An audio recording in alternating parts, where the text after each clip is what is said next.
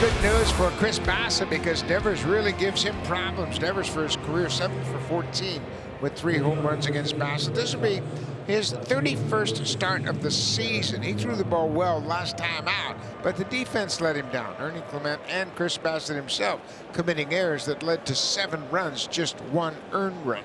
Duran at 285. He's the American League leader in both doubles and triples, and also has 21 home runs. He has had an excellent season, and he got him. Fastball up in the zone, 1 down. Now, Chris Bassitt isn't usual in that he can pitch up in the zone with his fastball, his 2-seamer, and his 4-seamer, his cutter. And he gets a lot of strikeouts right in that area of the strike zone. And it's a strikeout for Bassitt. Now he faces Trevor Story. And he's going to walk him. So Red Sox have a base runner as Bassitt puts on Story on ball 4 in front of Tristan Casas. There goes Story. Here's the throw down by Kirk. The tag safe. It's been good to see Trevor doing some running here in the final days of the season. He picks up a steal of second. There's a lot of things he does well as an athlete. This is one of them, being able to take the extra base. That was close. Did he come off that a little bit and then recover back on, or did he just hold on the whole time? He did hold on. Went to the hand, yeah. Story leads at second. The pitch is inside, ball 4. So 2 men aboard. Couple of walks for the Red Sox in a row here in the first.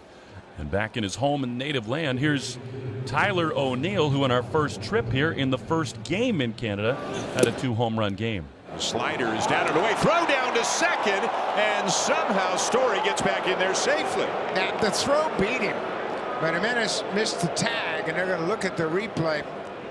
And again, Kirk made a terrific play. His arm strength has improved dramatically over the course of the season, and they're going to have a look at it. But the throw definitely beat him back into second base. It's just a matter of whether or not he tagged him. And you can see Story slipped. But the tag is high, and Story reacted to the ball in the dirt, and the tag is high. Had he gone for his hand or just kept the glove in front of the base, Story would have ran into the glove. But you see the swipe tag. Pretty close right there. Ball on the field is overturned, and the runner is out. No score. 2 outs, top of the first. Casas on first, and the pitch to O'Neill is looped toward third. Running in, Barger makes a waist-high catch on the liner and ends the inning. By the way, speaking of Blue Jays draft picks, pretty cool in between innings. Tribute video put up for Danny Jansen, who got a big applause from the Blue Jays, Red Sox, and the fans. Jansen came onto the field, saluted the fans, and it was a very nice moment. Well deserved by a guy who meant so much to the fan base here, to his teammates, his coaches, and you know Danny Jansen as well as I do. He's touched that. I'm sure that meant the world to him that the Blue Jays would do that upon his return. Tanner Houck 8-10, ERA 3.21.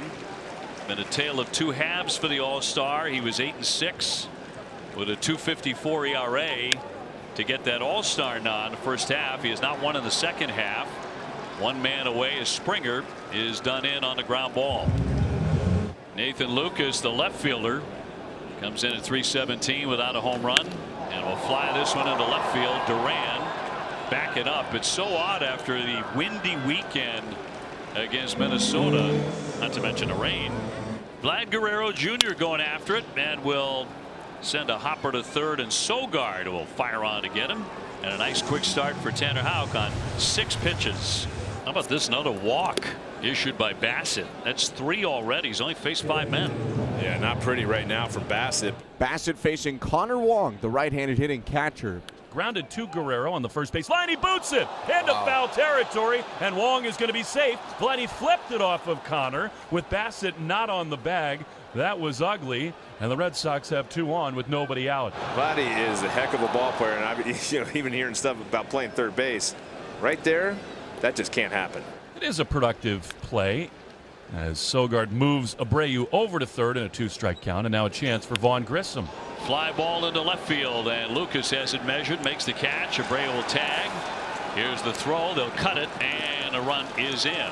The Red Sox on the board first tonight, 1-0. Here's Cedon with 2 down, and Sogard leading at first. His next offering is hit hard to third. Diving catch by Addison Barger on the soft liner to end the inning. That one sunk in a hurry, but Barger got under it to make the play. Well, he's walked another man, so he's walked 4 men here in the first 3 innings. He's given the Red Sox multiple chances. That'll bring up O'Neill, who ripped the line drive that was caught. That's not up. That is not up. Now Bassitt's talking to the umpire right there, saying that's not up and that's not in. And Pete Walker and John Snyder have been concerned about the strike zone. Check swing, it's outside, ball 4. Make it 5 walks now in the start for Bassitt. Yeah, he's having a hard time. Abreu walked and scored the run. Going after the first one, a base hit. Down the line, here comes Casas. He is in to score. O'Neill down to third.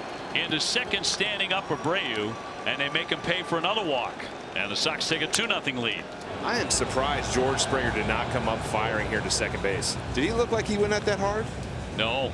He went at that, like when he went at that ball, it didn't look like he was going hard to keep Willie Abreu off second base. Good job by Abreu to take the extra base. And the way they're playing tonight, they look like a team that's lost 100 games.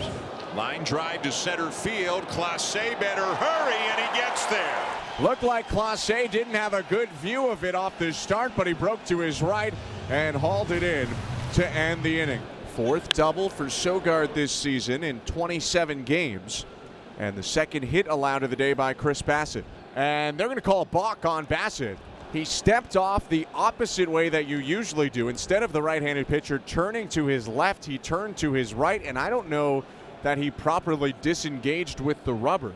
What a weird night for Bassitt. And a trickler. Here comes the run. Bassitt will go to first as the run scores. So 3-0. You can't do it any better. I mean, that's like basically like a swinging bunt. Tanner Houck looking for a victory. He's not had one since before the All-Star game. There are quickly 2 away. He's thrown 42 pitches and 30 of them for strikes. Yeah, and it's just been a ground ball machine. He's got 14 guys in a row. 3-1 pitch all the way to the backstop, and there's the perfect game bid over out of nowhere with 2 outs in the bottom of the 5th. Clement grounded out to shortstop in the 3rd inning, 0 for 1. 3-0 Boston, 2 outs, bottom 5. And a line drive base hit into left. Their first hit, throw back into second base.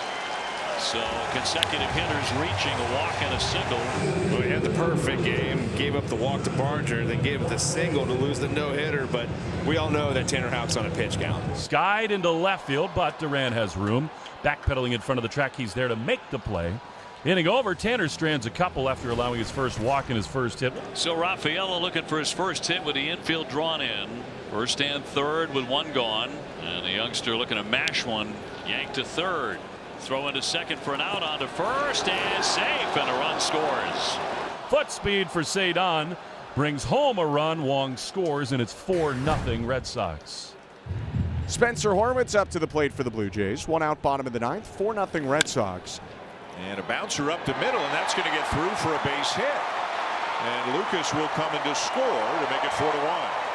The Blue Jays finally break through and get a run on the board here in the 9th. And Alejandro Kirk, the next man in. Now, he's been a very hot hitter with a 15-game hitting streak, but he's also a serious double play candidate.